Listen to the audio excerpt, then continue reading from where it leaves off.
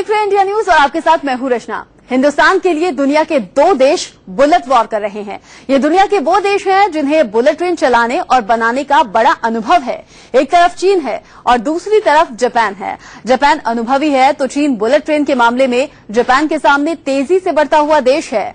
महज 6 साल में चीन ने दुनिया का सबसे बड़ा रेल नेटवर्क तैयार किया है। ऐसे में हिंदुस्तान को मिलने वाली बुलेट ट्रेन चीन की होगी या फिर जापान की, ये बड़ा सवाल है और इसी को लेकर दोनों देशों में छिड़ा हुआ है बुलेट वॉर।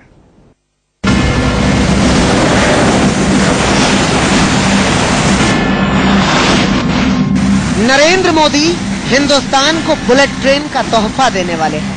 350 किलोमीटर प्रति घंटे की स्पीड से दौड़ाना चाहते हैं इंडिया को नरेंद्र मोदी।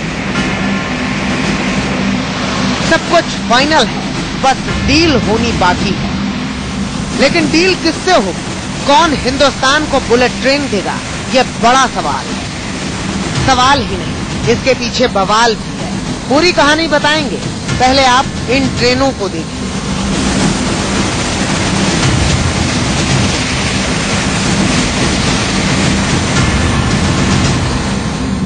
यह है चीन की बुलेट ट्रेन। अगर रॉकेट जमीन पर दौड़ेगा तो ऐसे ही दौड़ेगा।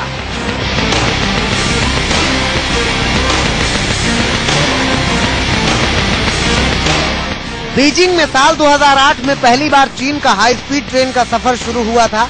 ये सफर 6 साल में कहां तक पहुंच गया, इस बात का अंदाजा इस बात से लगाया जा सकता है कि आज चीन में दुनिया का सबसे लंबा हाई स्पीड रेल नेटवर्क है। रेल के इसी हाई स्पीड नेटवर्क ने चीन 8 में पहली बार चीन का हाई स्पीड ट्रेन का सफर शुरू हुआ था। ये सफर 6 साल में कहां तक पहुंच गया, इस बात का अंदाजा इस बात से लगाया जा सकता है कि आज चीन में दुनिया का सबसे लंबा हाई स्पीड रेल नेटवर्क है। रेल के इसी हाई स्पीड नेटवर्क ने चीन को दुनिया का सबसे बड़ा एक्सपोर्टर बना दिया है। मोदी भी आने वाले वक्त में हिंदुस्तान को चीन जैसा देखना चाहते हैं। अगर हिंदुस्तान में बुलेट ट्रेन आएगी तो पटरियों पर ऐसे ही फर्राटा मारेगी। रेलवे स्टेशन एयरपोर्ट की तरह नजर आएंगे। आपके स्वागत के लिए रिसेप्शनिस्ट होंगी। तमाम तरीके के स्टेशन पर सुविधाएं होंगी। Dear passengers, your attention please. Tickets for train number D. ऐसा ही शानदार माहौल ट्रेन के भीतर होगा। जिस तरह प्लेन में अलग अलग तरह की सीट और क्लास होते हैं, वैसे ही क्लास और सीट बुलेट ट्रेन में भी मौजूद होंगी। सेकंड क्लास में एक रो में 5 सीटें होंगी, जबकि फर्स्ट क्लास में 4 सीटें। अगर आपने बिजनेस क्लास का टिकट कटाया है तो आपकी सीटें 180 डिग्री यानी एक बिस्तर की तरह सपाट हो जाएंगी और आप चाहें तो इस सीट को 360 डिग्री पर घुमा भी सकते हैं।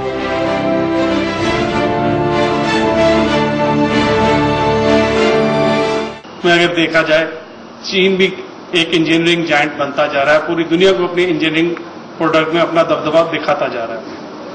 और जो बुलेट ट्रेन की आपने बात करी, 1964 से क्या कहते हैं जापान ने अपना ट्रेन लॉन्च किया था और चीन अभी सिर्फ 2007 में ही कर पाया है। बुलेट ट्रेन का जाल बिछाने वाले 6 साल के अनुभवी चीन की नजर हिंदुस्तान पर है। चीन चाहता है कि मोदी हिंदुस्तान में चीन की बुलेट ट्रेन चलाएं, लेकिन चीन को टक्कर दे रहा है जापान।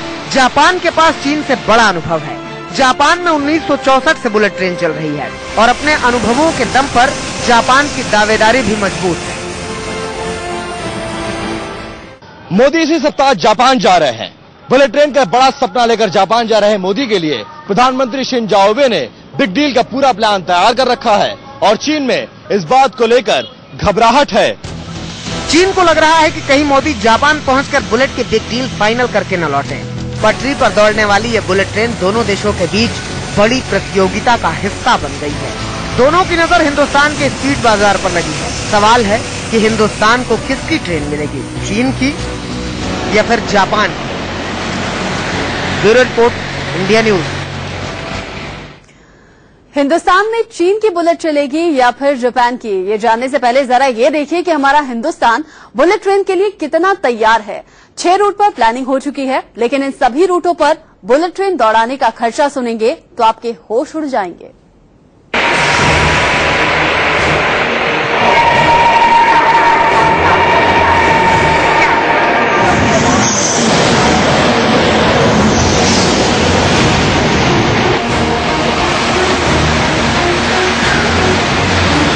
हिंदुस्तान में चीन की बुलेट ट्रेन चलेगी या फिर जापान की? ये तय करने से पहले आपको हिंदुस्तान में मोदी की बुलेट ट्रेन का ब्लूप्रिंट दिखाते हैं।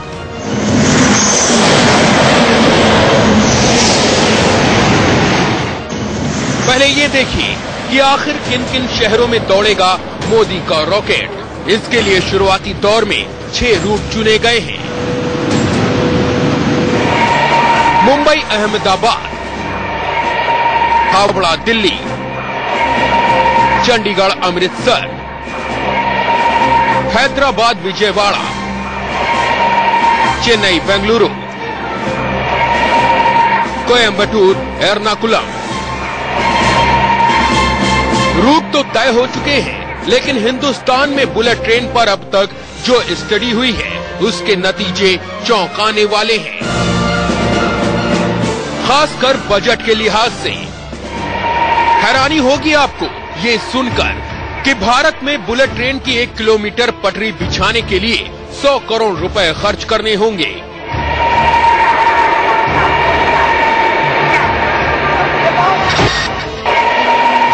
इस लिहाज से अकेले अहमदाबाद मुंबई रूट को बनाने में 37,000 करोड़ रुपए चाहिए।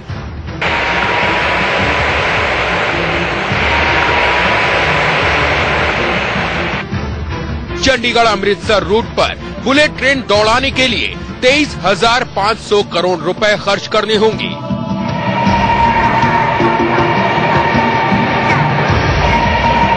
दिल्ली से हावड़ा तक बुलेट ट्रेन दौड़ाने के लिए 1,45,700 करोड़ रुपए खर्च करने होंगे।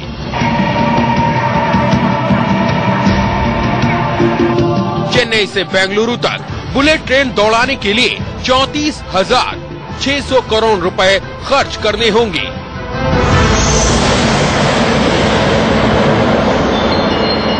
कोयंबटूर और एर्नाकुलम तक बुलेट ट्रेन चलाने के लिए 18,000 करोड़ रुपए की लागत आएगी।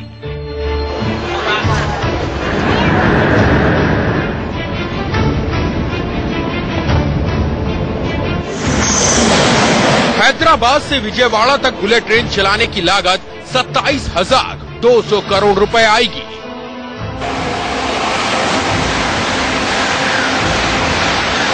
यानी 6 प्रोजेक्ट पर कुल लागत 2,86,000 करोड़ रुपए के आसपास होगी। देश का डिफेंस बजट 60,000 करोड़ के आसपास का है। इस लिहाज से बुलेट पर खर्च होने वाली रकम अपने आप में बहुत ज्यादा है। देश को बुलेट ट्रेन मिले ये हर कोई चाहता है, लेकिन उसके लिए कीमत क्या चुकानी होगी इसका अंदाजा लगाना मुश्किल है। Bureau report, India news. कीमत के बाद अब बात अनुभव की कर लेते हैं। अनुभव में जापान के आगे चीन कहीं नहीं टिकता, लेकिन बीते 6 सालों में चीन ने जो रफ्तार पकड़ी है उसके आगे जापान कहीं नहीं टिकता। चीन हिंदुस्तान को सस्ती ट्रेन देने का वादा कर रहा है तो जापान महंगी लेकिन सुविधा और सुरक्षा से लैस बुलेट ट्रेन भारत को देने का वादा कर रहा है। ऐसे में मोदी किसको हरी झंडी देंगे, ये भी बड़ा सवाल है।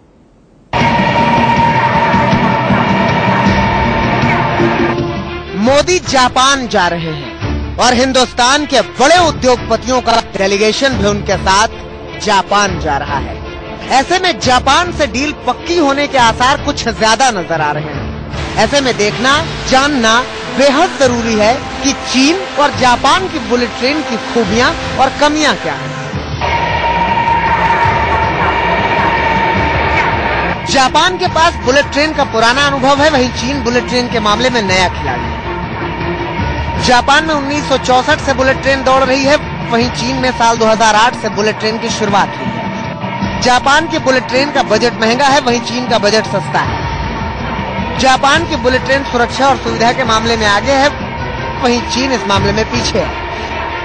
लॉन्ग टर्म अगर सोचा जाए तो हम एक्सपीरियंस पे जाएंगे, उसमें कॉस्ट तो आएगी, तो जापान के पास ही जाना चाहिए। एंड एक्सपीरियंस जापान के पास है, और जापान की हमारे पास आज तक जो भी चीजें चली हैं कभी हमने मार खाई नहीं है। China is a new player in the town, so उसको बाद में भी देखा जा सकता है। हिंदुस्तान जैसे देश में जहां लोग ट्रेन में चलने के दौरान सुरक्षा मानकों का कोई ख्याल नहीं रखते, जहां ट्रेन दौड़ती है और गेट खुले रहते हैं, जहां सिग्नल फेल होने पर हरी झंडी दिखाकर ट्रेन निकल जाती है, जहां बेरोक टोक मानव रहित रेलवे क्रॉसिंग को पार किया जाता है, वहां बुलेट ट्रेन की आहट से पहले ही अरबों खर्च करने होंगे ताकि सुरक्षा मानकों को पूरा किया जा सके। ऐसे में भारत को कम बजट में अच्छी सुविधाओं वाली बुलेट ट्रेन चाहिए, यानी चीन जैसी सस्ती और जापान जैसी सुरक्षा और सुविधाओं वाली बुलेट ट्रेन। सारे मुद्दों को मद्देनजर रखते हुए ये सारी चीज देखी जाएगी। एक्सपर्ट्स इस पे बैठेंगे। सिर्फ मोदी जी अकेले जापान या अकेले चाइना को शायद नहीं, कुछ अमेलगमेशन टाइप ऑफ थिंग हो सकता है, बट अभी कुछ कहा नहीं जा सकता। Is very very early stage. Bullet train को लेकर मोदी इतने आतुर हैं कि वो हिंदुस्तान को हर हाल में ये तोहफा देना चाहते हैं। मोदी आते ही दिल्ली से आगरा के बीच सेमी हाई स्पीड ट्रेन को हरी झंडी दिखा चुके हैं, जिसका ट्रायल भी हो चुका है। इस सेमी स्पीड ट्रेन ने आगरा दिल्ली रूट पर अपना सफर महज 90 मिनट में पूरा किया था, जिसकी स्पीड थी 160 किलोमीटर प्रति घंटा। वहीं मौजूदा वक्त में सबसे तेज दौड़ने वाली शताब्दी ट्रेन की स्पीड है 150 किलोमीटर प्रति घंटा। लेकिन सेमी स्पीड से मोदी संतुष्ट नहीं होने वाले, उनकी नजर बुलेट पर है। मोदी चाहते हैं कि जल्द से जल्द हिंदुस्तान बुलेट की रफ्तार से दौड़े और हो सकता है कि मोदी का जापान दौरा गुड न्यूज लेकर आए। Bureau report, India news. और फिलहाल यहाँ रुक रहे हैं एक छोटे से ब्रेक के लिए। ब्रेक से लौटेंगे तो बात करेंगे मोदी के जापान दौरे की। इसी शनिवार को मोदी जब जापान के दौरे पर जाएंगे तो सबसे पहले जापान के क्योटो शहर पहुंचेंगे। खबर है कि मोदी क्योटो को बड़े गौर से निहारने वाले हैं। क्योटो की गलियां, क्योटो का सिटी प्लान, सब कुछ देखने वाले हैं और ऐसा वो अपनी काशी के लिए करने वाले हैं। क्यों, अब ये देखिए।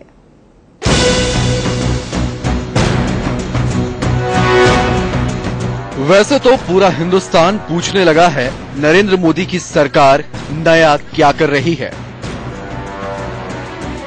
मोदी सरकार ने 100 दिनों में कितने वादे पूरे किए, लेकिन बनारस और गंगा को लेकर ये सवाल और तीखे हो जाते हैं। सवाल ये कि मोदी उस बनारस के लिए क्या कर रहे हैं जिसने उन्हें आंखों में बसाया, उस काशी के लिए क्या कर रहे हैं जिसने उन्हें सिर पर बिठाया। जवाब है मोदी बनारस के लिए वो करने जा रहे हैं जो अब तक नहीं हुआ। मोदी बनारस को क्योटो जैसा बनाने जा रहे हैं।